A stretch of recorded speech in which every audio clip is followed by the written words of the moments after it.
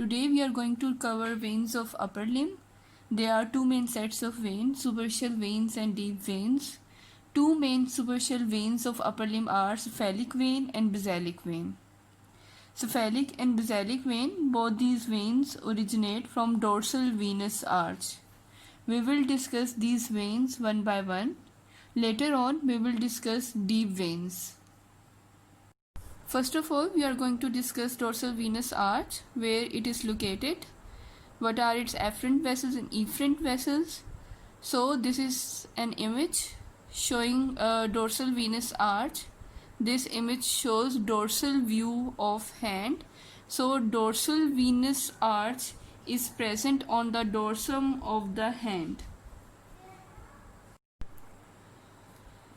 Its afferent or tributaries that carry the blood towards the dorsal venous arch are following.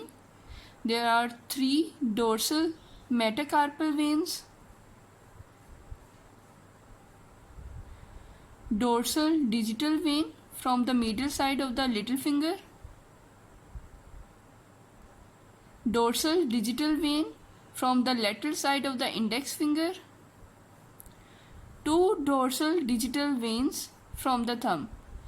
So dorsal digital vein from the little finger, dorsal digital vein from the index finger, three dorsal metacarpal veins and two dorsal digital veins from the thumb. These are its tributaries.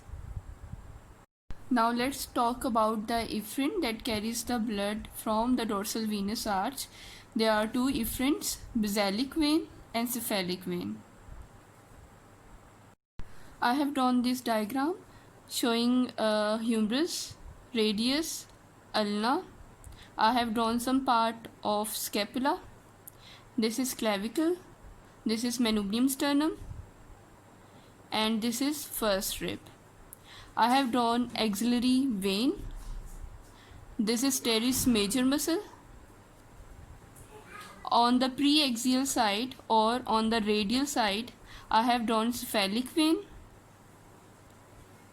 On the postaxial side or on the ulnar side, I have drawn basilic vein. This is dorsal view of hand. So cephalic vein begins from the lateral end of the dorsal venous arch.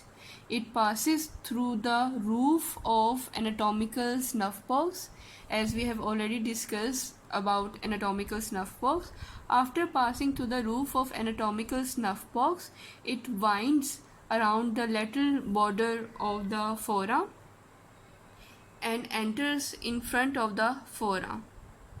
This is preaxial side.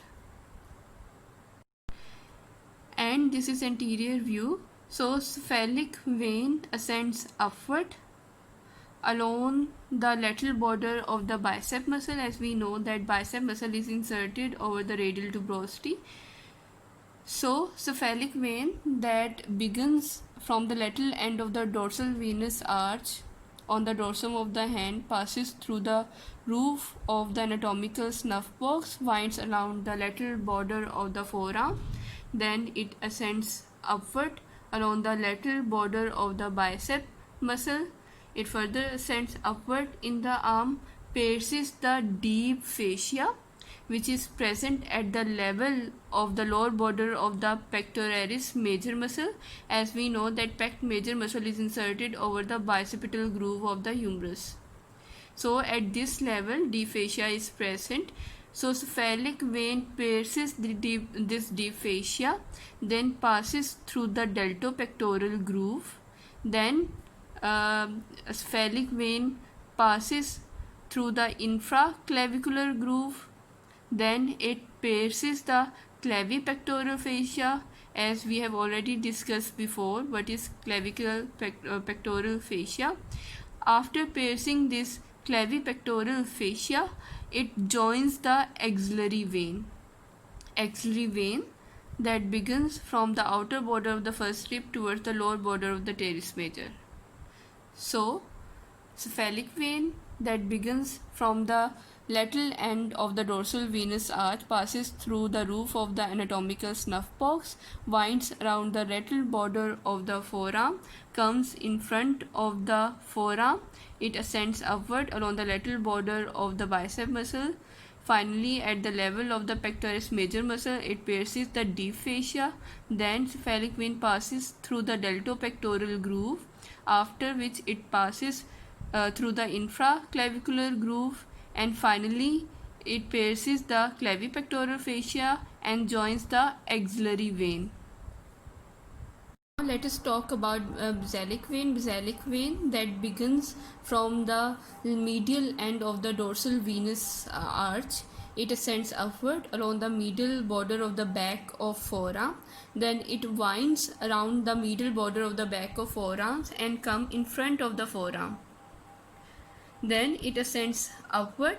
It lies medial to the bicep muscle, as we know that bicep muscle is inserted over the radial tuberosity. So basilic vein lies medial to the bicep muscle. It ascends upward almost in the middle of the arm. It pierces the deep fascia. After piercing the deep fascia, it further ascends upward and lies medial to the brachial artery. As we know that brachial artery extends from lower border of the teres major muscle towards the neck of the radius. So basilic vein is present medial to the brachial artery. Then it continues in the axillary vein. Again, I am giving quick review of basilic vein. Basilic vein continue from the medial end of the dorsal venous arch. It ascends upward along the medial border of the back of the forearm. It winds around the medial border of the forearm. This is post-axial side of forearm. Along the post-axial side of the forearm, it ascends upward. It lies medial to the bicep muscle. Then further it ascends upward in the arm. Almost in the middle of the arm, it pierces the deep fascia. Further it ascends upward. It lies medial to the brachial artery, and finally it continues to the axillary vein. Now let us talk about median cubital vein. Median cubital vein is basically a communicating vein that connects the two veins, cephalic vein and basilic vein, or the vein that shunts the blood from the cephalic vein towards the basilic vein. Median cubital vein is present 2.5 cm below the bend of the elbow. It ascends upward from the cephalic vein in the basilic vein, 2.5 cm above the medial epicondyle of humerus. Median cubital vein receives the tributaries from the median vein of the forearm. I am drawing median vein of the forearm.